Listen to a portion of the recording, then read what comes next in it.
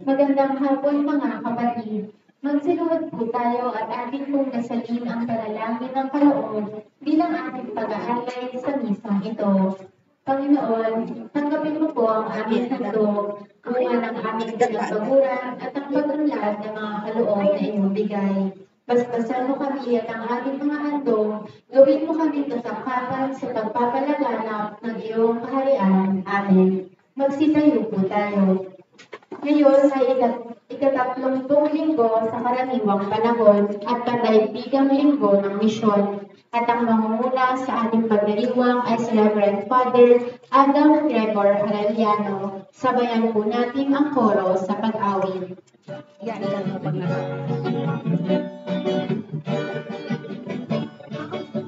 sige, titignan mo ko.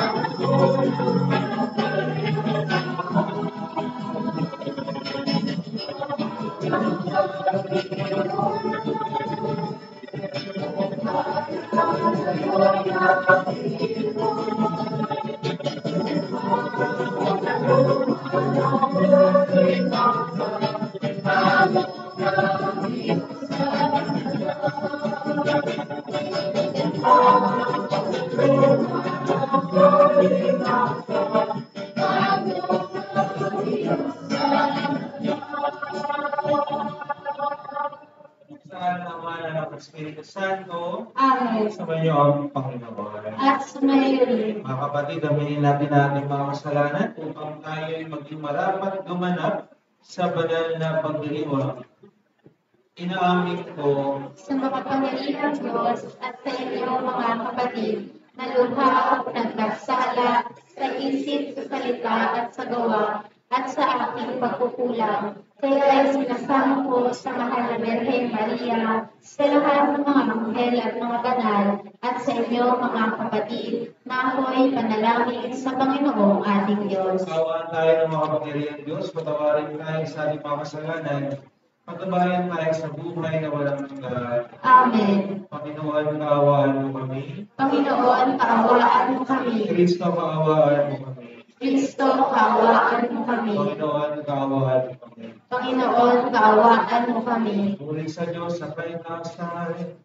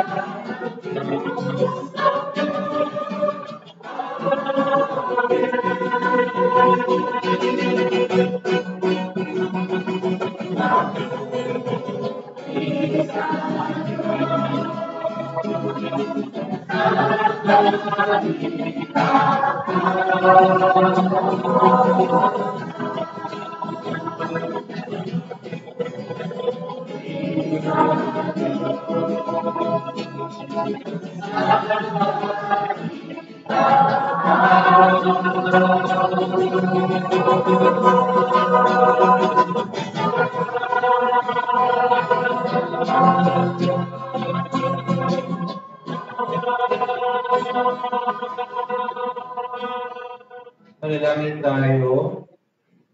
Ang malalim makapangyarihan, ang pananampalataya, pag-asa at pag-ibig namin ay iyong dagdagan at gawin mong mahalin namin ang iyong mga pautusan upang sa mga pangako mo kami maging dapat makinabang sa pamamagitan ng Jesucristo kasama ng Espiritu Santo magpasawalang hanggan. Amen. Magsiyo muna po ang lahat.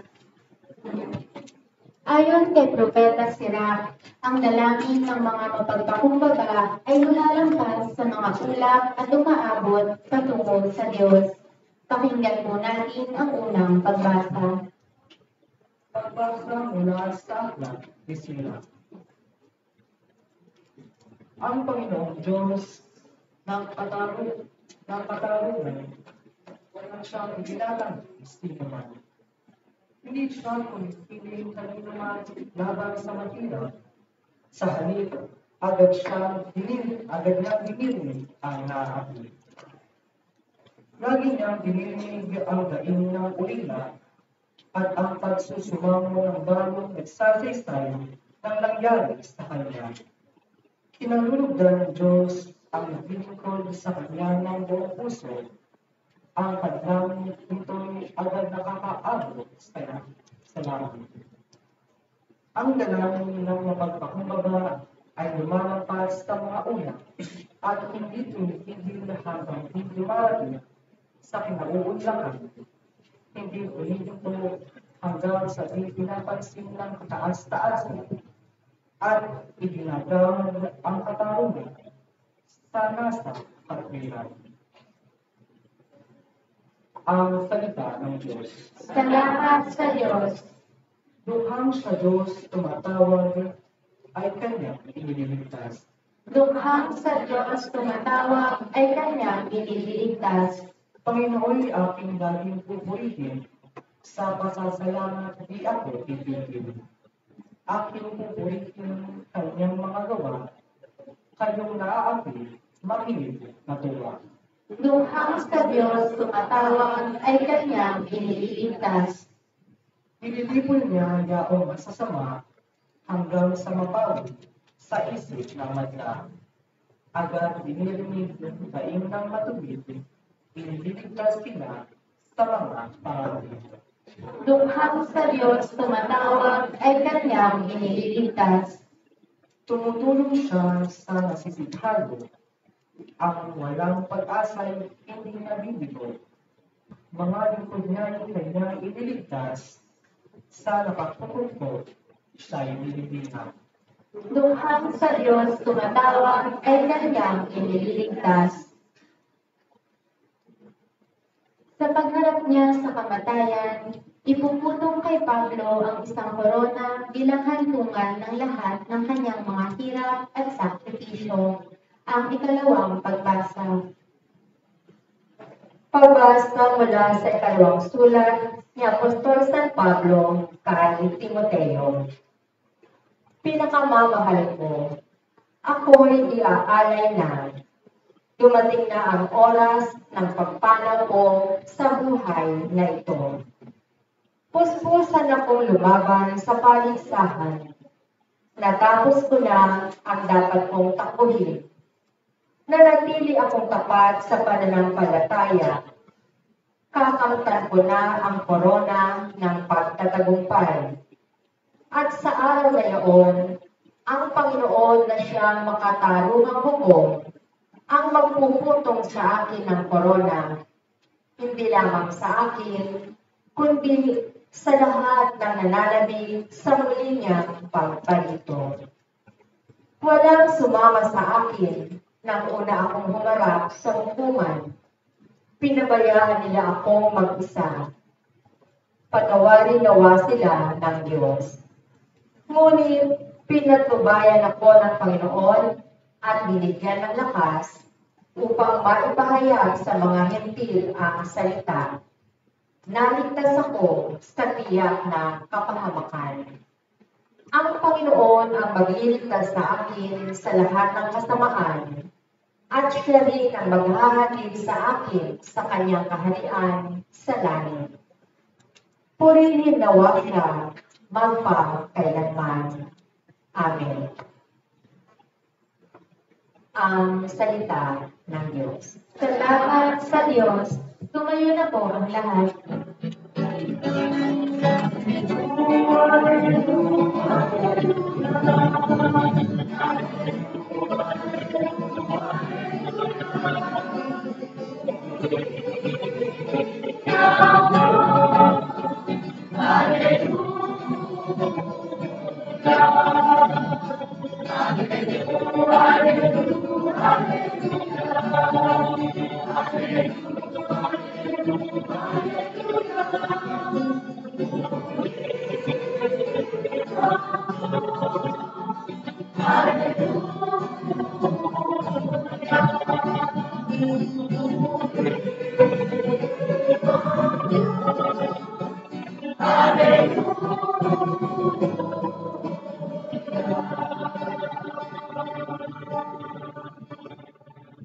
Sumayin niyo ang Panginoon.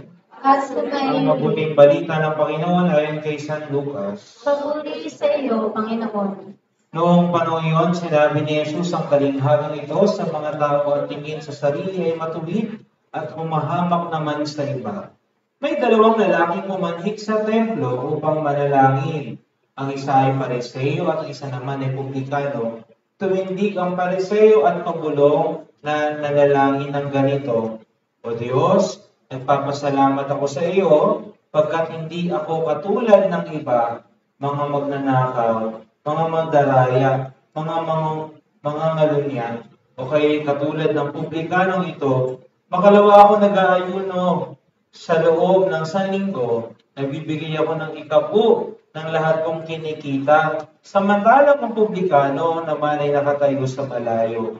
Hindi naman lamang makatingin sa langit, kundi dinadagupan ang kanyang dibdib at sinasabi, O Diyos, mahabag mo kayo sa akin na isa akong makasalanan.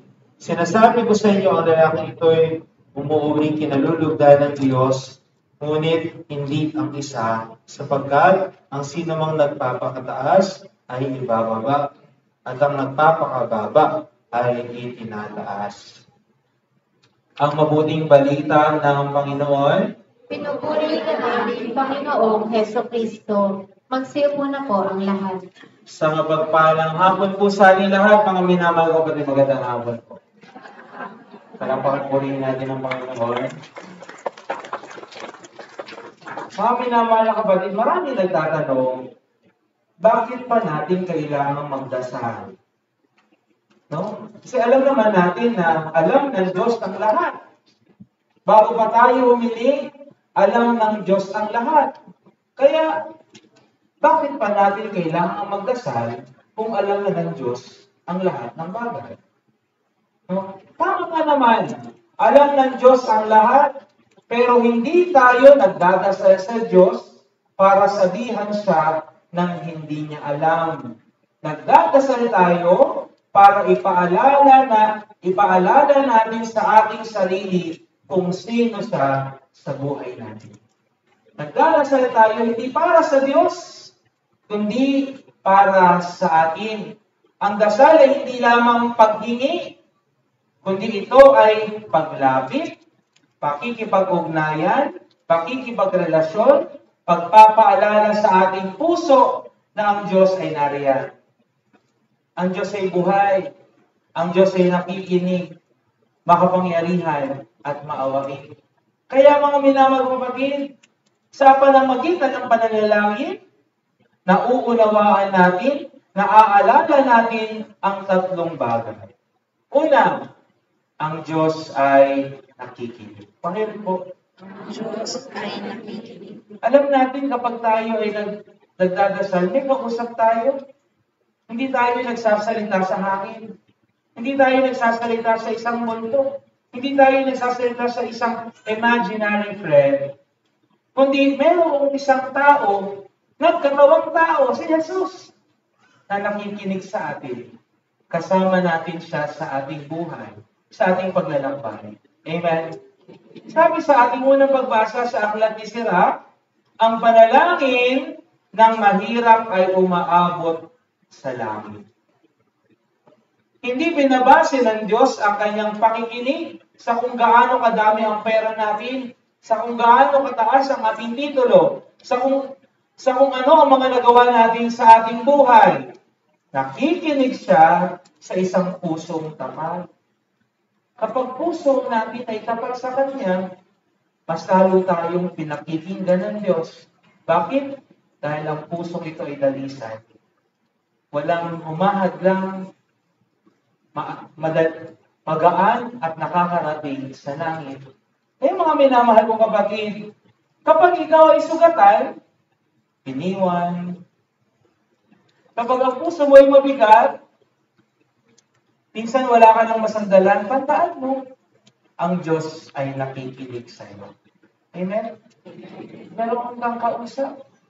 Hindi siya imaginary friend, kundi siya ay Diyos na buhay. Totoo, nakikinig siya sa atin. Hindi siya tahimik, hindi dahil wala siyang pakialam, kundi dahil gusto niyang maramdaman na kahit sa gitna ng katahimikan, nandiyan siya. Nariyan siya. Ang Diyos ay buhay, nakikinig sa atin. Amen? Pangalawa, sa pamamagitan ng pagdadasal, na lalaman natin na ang Diyos ay makapangyarihan. Pakiulit po. Ang Diyos ay makapangyarihan. Ang Diyos ay makapangyarihan sa milikha ng lahat ng bagay. At kung siya ay makapangyarihan, walang bagay na hindi makapangyayari sa Kanya. All things are possible with God. Amen? Kaya kung tayo po ay nagdadasal, alam natin na tayo ay ligtas. Sa ating pong pangalawang pagbasa, narinig natin ang sulat ni San Pablo kay Timoteo. Ano sabi ni San Pablo? Iniligtas ako ng Panginoon sa bibig ng leon. Dahil siya ay makapangyarihan, walang panganib ang dapat kang pangambahan dahil siya ay ligtas sa kamay ng Diyos. Kaya mga minamahal mga kapatid, ibig sabihin, sa bawat laban natin sa buhay, wala tayong dapat ikapangamba dahil may Diyos na magtatanggol sa atin. May Diyos na kasama natin. May Diyos na kaagapay natin. Kaya, huwag tayong matakot. Sabihin mo sa katabi mo, kapatid, huwag ako. Sabihin mo, kapatid, huwag kang matakot. Huwag kang matakot. Kasama natin ang Diyos. Kasama natin ang Diyos. Ang dasal ay hindi lamang para gumaan ang loob. Ito ay isang sandata. Kaya kapag nanalangin tayo, hindi tayo umaatras. Tayo ay lumalaban dahil alam natin ang Diyos ay kasama natin. Minsan gusto natin sumuko sa buhay dahil problema, sunod-sunod. Minsan hindi na natin makayanan yung bigat. Kaya di ba nagkakaroon tayo ng minsan bigat ng karamdaman, bigat ng kalooban, nagsasuffer ang ating mental health. No? Pero kapag alam natin ang Diyos ay makapangyarihan, meron tayong lakas ng loob. Bakit? Dahil alam natin, kasama natin ang Diyos. Amen? Hindi lang siya nakikinig, gumagawa siya ng paraan para sa atin. At kung hindi natin agad makita ang resulta ng ating panalangin, tandaan natin, ang pananampalataya ay paniniwalang may ginagawa ang Diyos kahit tila walang nangyayari. Mga minamahal ko kapatid, kapag tayo ay nagdadasal, naunawaan natin na ang Diyos ay makapangyarihan. Kasama natin ang Diyos at ang Diyos ang ating tagapagligtas. Amen? Pangatlo, kapag tayo ay nagdarasal, nauunawaan natin na ang Diyos ay maawain. Pakiulit po. Nauunawaan natin na sa kabila ng ating mga kasalanan, sa ating mga ginawang mga mali, sa ating mga katigasan ng ulo, pinagpapala pa rin tayo ng Diyos, no? Kaya masasabi natin may awa ang Diyos. Dahil kahit na tayo ay makasalanan, paulit-ulit sa mga paborito nating kasalanan, di ba? Meron tayong mga paborito kasalanan, aminin natin yan. Pero sa kabila ng lahat, ang Diyos ay maawain. Sa Ebanghelyo, 2 taong ang nagdasal sa templo, ang Pariseo at ang naniningil ng buwis. Yung Pariseo, pinagmalaki niya yung kabutihan na meron siya. Sabi niya, pasalamat ako sa iyo, Panginoon, dahil hindi ako katulad ng iba. Mangangalunya, mandaraya, diba? Di ako katulad ng maniningil ng buwis na makasalanan. At yung isa, napakaikli ng kanyang panalangin, pero mula sa puso. Ano yung dasal niya? O Diyos, mahabag ka sa akin, sapagkat ako'y isang makasalanan. Sino ang mas kinalugdan ng Panginoon sa dalawa? Yung makasalanan. Bakit? Dahil yung isa, punong-puno ang kanyang puso, ng kanyang sarili, kaya wala nang puwang ang Diyos. At yung isa, inaamin niya na kailangan niya ang Diyos, kaya yung kanyang puso ay merong puwang sa Diyos. Ay mga minamahal ko kapatid, sinabi ni Jesus, ang makasalanan ang pinatawad ng Diyos. Minsan, hindi natin kailangan ng mahabang dasal. Kailangan lang natin ng tapat na puso, bukas na puso para sa Diyos. Ang panalangin ng mapagpakumbaba ay mas malakas kaysa sa panalangin ng pagmamataas. Bakit? Dahil hinahayaan natin ng Diyos na magkaroon ng puwang sa ating puso. Amen? Hindi makakapasok ang Diyos sa ating sarili kung tayo ay puno ng ating sarili. Kaya kailangan natin magpakumbaba at aminin natin may awa ang Diyos. Aminin natin, kailangan natin ang awa ng Diyos. Aminin natin, wala tayo kung wala ang Diyos. Amen? Ang minamahal kong kapatid, kapag tayo nagdadasal, pinipili nating magmahal kahit mahirap. Pinipili nating magpatawad kahit masakit. Pinipili natin umasa kahit tila wala ng pag-asa.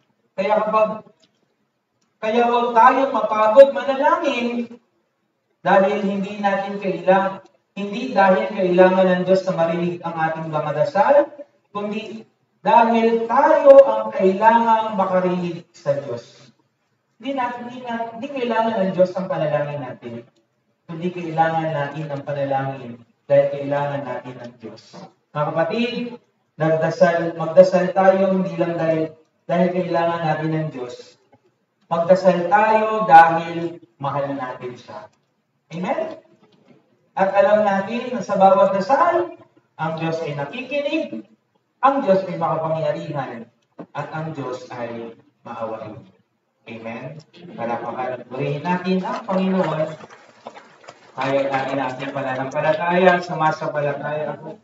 Sa Diyos amang makapangyarihan sa lahat, na may gawa ng langit at lupa, sumasampalataya ako kay Jesucristo, iisang anak ng Diyos, Panginoon nating lahat, nagkagawang tao siya na lang ng Espiritu Santo, ipinanganak ni Santa Maria Virgen, pinagpakasakit ni Poncio Pilato, ipinako sa krus na matay, inilibing, nanaog sa kinaroroonan ng mga yumao, nang may gantong araw na buhay namang muli, umakyat sa langit, narutuklog sa kanan ng Diyos amang makapangyarihan sa lahat, doon nagmumula ang paririto at hukom sa nangabubuhay at nakamatay na tao. Sumasampalataya naman ako sa Diyos Espiritu Santo, sa banal na simbahang Katolika, sa kasamahan ng mga banal, sa kapatawaran ng mga kasalanan, sa pagkabuhay ng muli ng nakamatay na tao, at sa buhay na walang hanggan. Amen. Pinananampalik mo kami muli sa iyong piling, Panginoon, sa pamamagitan ng iyong anak at ng Espiritu. Tulungan mo kami maging mabuting kinagawa ng iyong pagpapatawad, pakikinig at kaligtasan. Manalangin tayo. Diyos ng awat katarungan, dinggin mo kami. Diyos ng awat katarungan, dinggin mo kami. Maging mapagmatyag nawa kaming iyong simbahan laban sa kasalanan. Gawin mo kaming laging tapat sa iyo sa aming bawat salita at gawa. Manalangin tayo. Diyos ng awat katarungan, dinggin mo kami.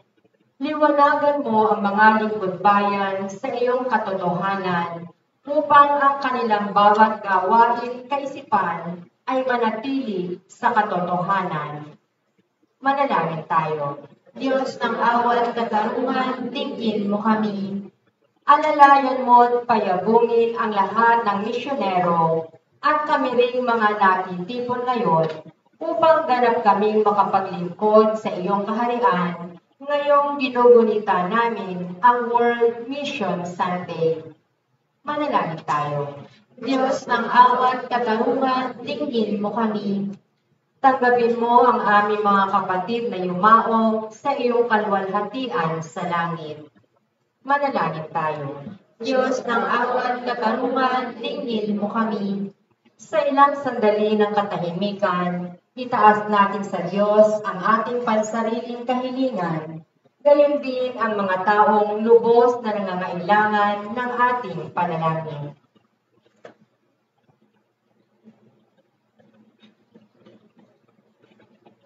Manalangin tayo. Diyos ng awat katarungan, dinggin mo kami. Diyos sa aming Ama, ang iyong awa at katarungan, hindi ka napagod na kami mahalin sa kabila ng paulit-ulit namin pagtalikod sa iyo. Tulungan mo kaming maging katulad mo sa aming paglalakbay dito sa mundang ito. Sa pamamagitan ni Kristo, na aming Panginoon at Mananapos. Amen. Magsiupo na po ang lahat.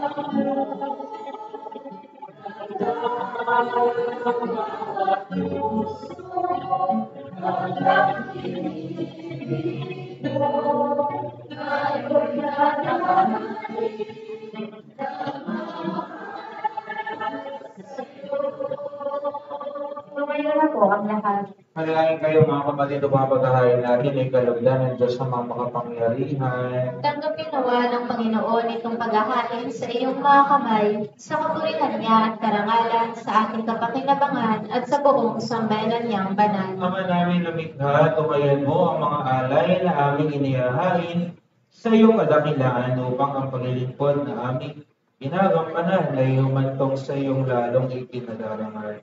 Sa pamamagitan ni Jesucristo kasama ng Espiritu Santo, magpasawalang hanggan. Amen. Sumayin niyo ang Panginoon, At kasi sumayin, sa iyong puso at diwa. inaasa namin sa Pasalamatan Panginoon, natin ang Panginoong ating Diyos. marapat na siya ay pasalamatan. Ama naming makapangyarihan, tunay ang marapat na ikaw ay aming pasalamatan. Ikaw ang lumikha sa tanan, ikaw ang nagtakdang magkaroon ng gabi at araw. Gayon din ang tag-init at tag-ulan, ikaw ang humubog sa tao bilang iyong kawangis na mapagkakatiwala ang mga siwa sa daigdig. Ikaw ngayon pinaglilingkuran sa pagganap sa pananagutan ng iyong panagtitiwalaan sa pamamagitan ng anak mong mahal. Kaya kaysa ng mga mahal si awit ng papuri sa iyo, na walang humpay sa kalangitan kami nagbubunyi sa iyong padakilaan.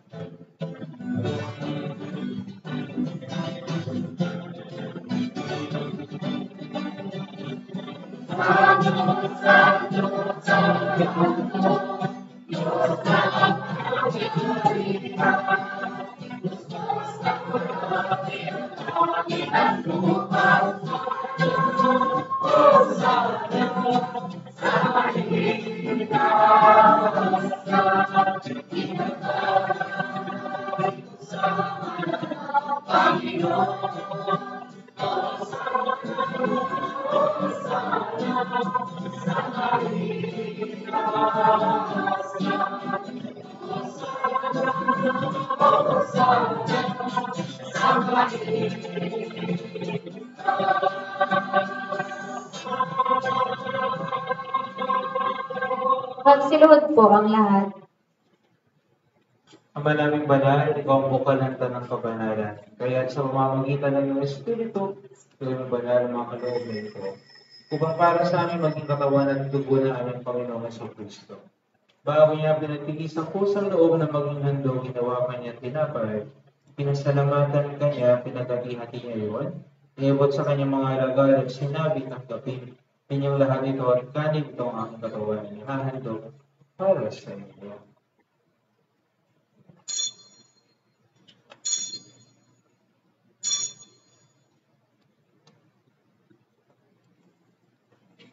Hindi naman noong matapos ang hapunan, ninawakan niya ang kalis, muling kanyang pinasalamatan. Inabot niya ang kalis sa kanyang mga alagad at sinabi, tanggapin ninyong lahat ito at inumin ito ang kalis ng aking dugo. Ang pagkabanang gantipan ng aming dugo ay bubuhos para sa inyo, para sa lahat sa kapagpapatawad ng mga kasalanan. Gawin niyo ito sa pag-alala sa akin.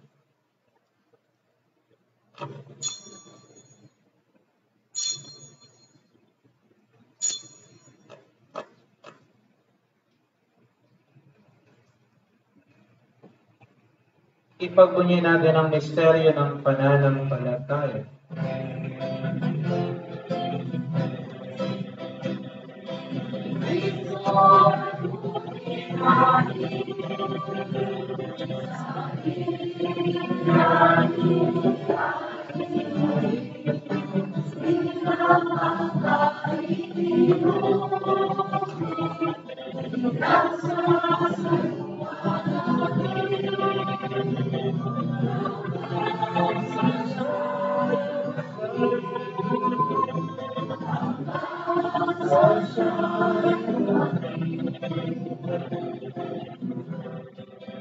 Ama, ginagawa namin ngayon ang pag-alala sa pagkamatay at muling pagkabuhay na iyong anak.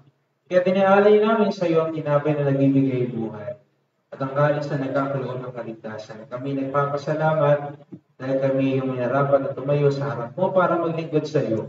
Sinasama namin kami magsasalo-salo sa katawan ng dugo ni Kristo ay mabuklod sa pagkakaisa sa pamamagitan ng Espiritu Santo, Ama. Ingapin mo ang simbahang laganap sa buong daigdig. Puspusin mo kami sa pag-ibig kay San Leon, aming Papa. Melo Hubert, aming obispo at ng kaparian. Lalahanin mo rin ang kapatid namin na Imlay, na may pag-asang sila yung muling mabubuhay, gayon din ang lahat ng mga pumanaw, kaawaan mo sila, at patuloyin sa iyong kaliwanagan. Kaawaan at pagindapatin kami lahat na makasalo sa iyong buhay na walang wakas, kaysa ng mahal na Birheng Maria, na ina ng Diyos, ang Immaculada Concepcion ng Pasig ni San Jose, kanyang kabiyak na puso kaysa ng mga apostol at lahat ng mga banal na namuhay dito sa daigdig ng kalugod-lugod sa iyo. Ay pagdiwang nawa namin na pagpupuri sa ikararangan mo sa pamamagitan ng iyong anak na aming Panginoong Yesu Cristo.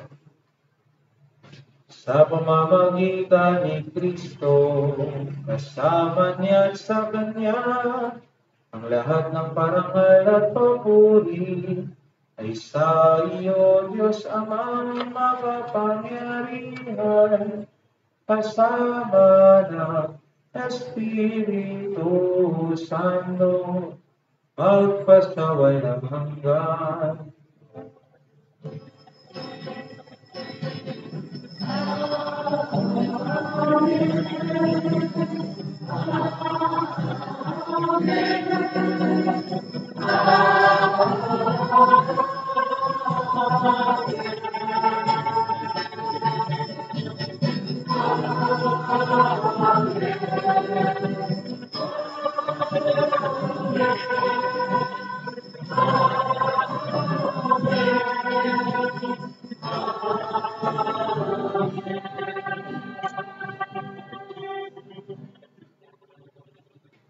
Sa tagubilin man nakagagaling na utos sa tulong ni Jesus na Panginoon natin at Diyos, ipahayag natin ng lakas loob.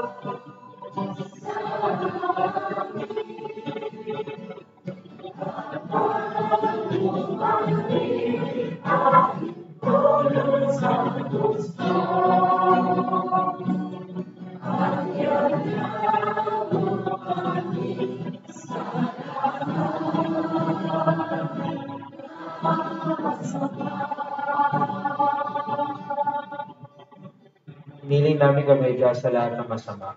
Pagkalooban ng kapayapaan araw-araw, iligtas sa kasalanan at ilayo sa lahat ng kapahamakan, samantalang aming pinananabikan at dakilang araw ng pagpapahayag ng tagapagligtas naming si Jesucristo.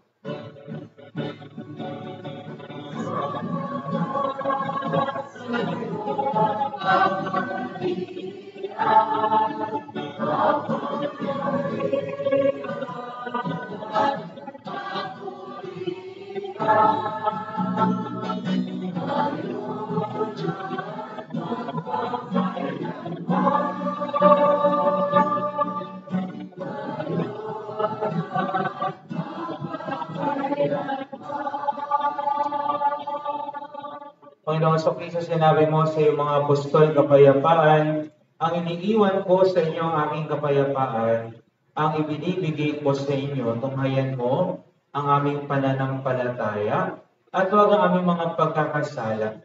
Pagkalooban mo kami ng kapayapaan at pagkakaisa, ayon sa iyong kalooban, kasama ng Espiritu Santo, magpasawalang hanggan.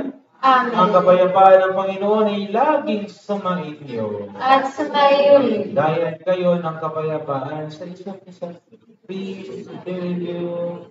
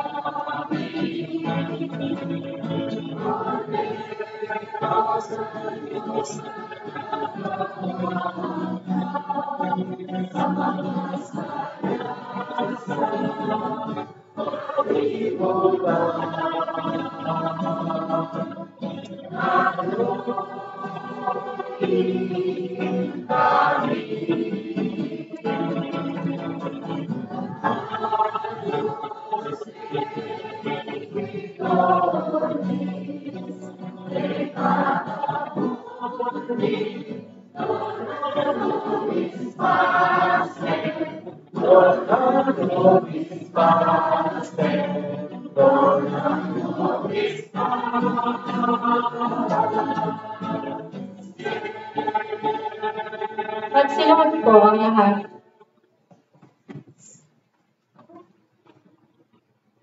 Ang kapatid, narito si Jesus, ang kordero ng Diyos.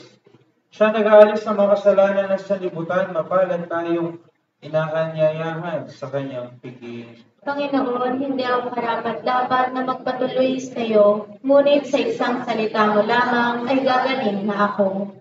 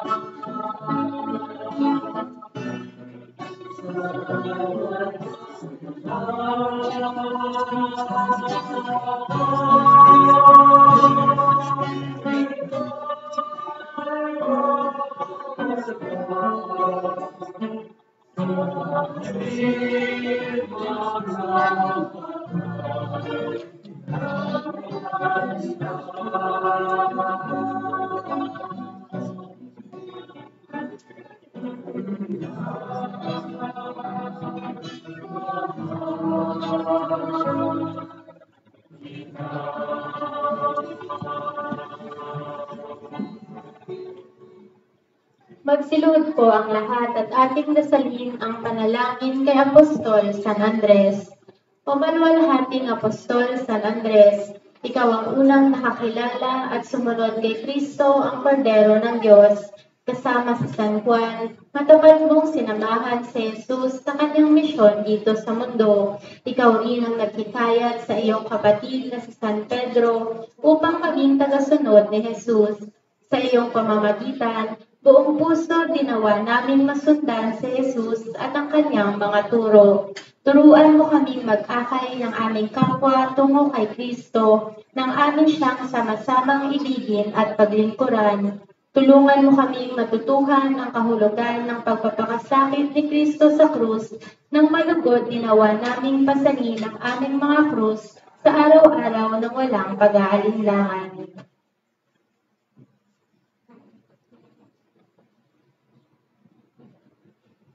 Ama naming makapangyarihan, kami nakikiusap na iyong paunlakan. Sa hiling namin kami laging italangin sa iyong harapan ni Apostol San Andres na nangaral at nangasiwa sa iyong sambayanan sa pamamagitan ni Jesucristo kasama ng Espiritu Santo magpasawalang hanggan. Amen. Apostol San Andres. Magsitayo na po ang lahat.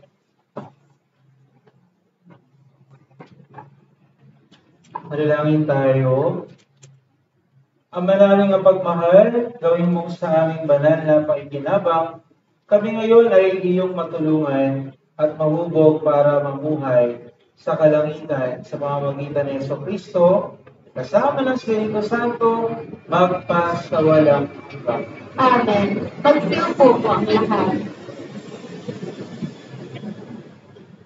Announcement. Ngayon po ay pagdiriwang ang Prison Awareness Sunday. Kaugnay po nito, tayo po ay magkakaroon ng special collection bilang tulong sa mga proyekto ng prison ministry ng ating diocese. Maraming salamat po. Sa ilang announcement po, ako na po magsasalita, no?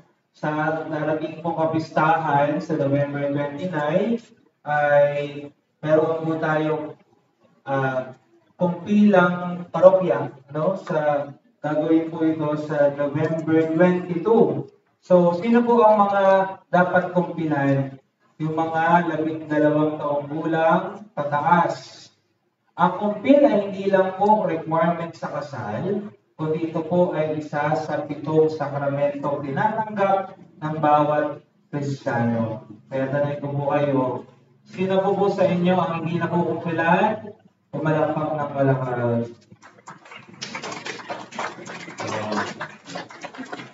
Sa mga hindi ba nakukumpilan, magpa-register sa ating simbahan. Amen?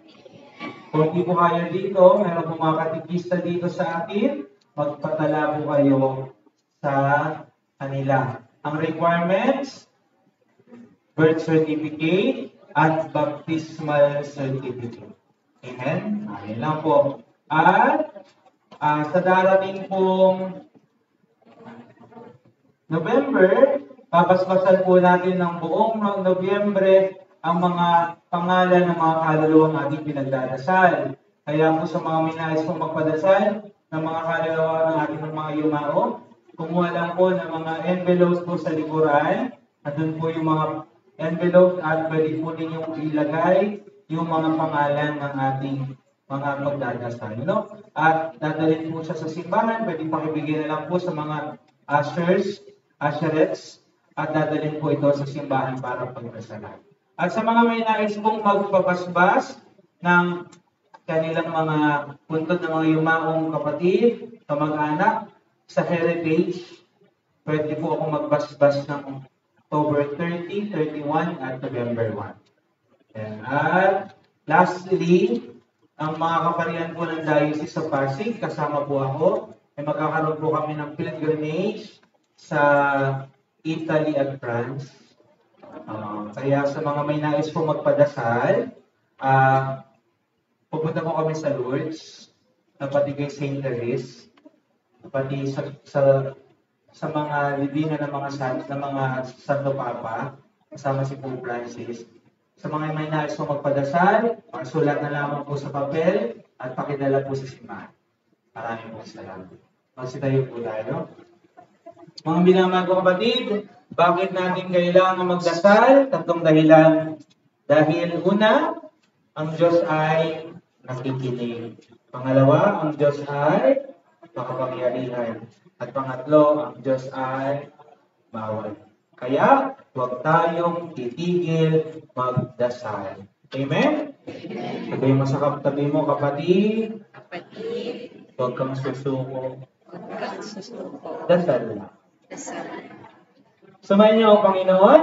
At sumayin. Pagpalain kayo ng makapangyarihan Diyos na Ama, Anak, at Espiritu Santo. Amen. Ang misa'y naialay na, pumayo kayong taglay ang kapayapaan upang ang Panginoon ay mahalin at paglingkuran. Salamat sa Diyos. Magandang gabi po sa ating lahat.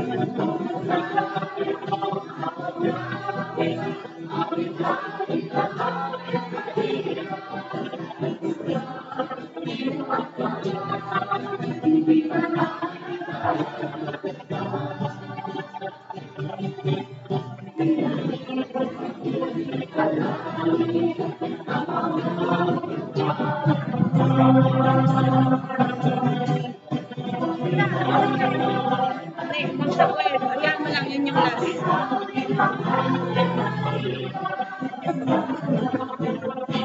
Expect. Uy, ang galing natin.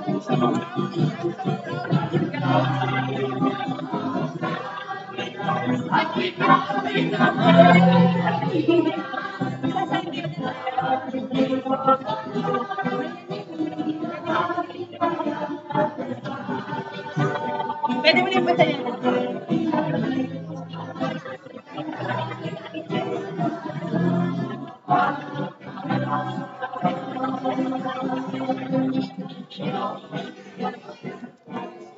Ito nga, tingnan mo, hindi ko alam kung napatay ko na.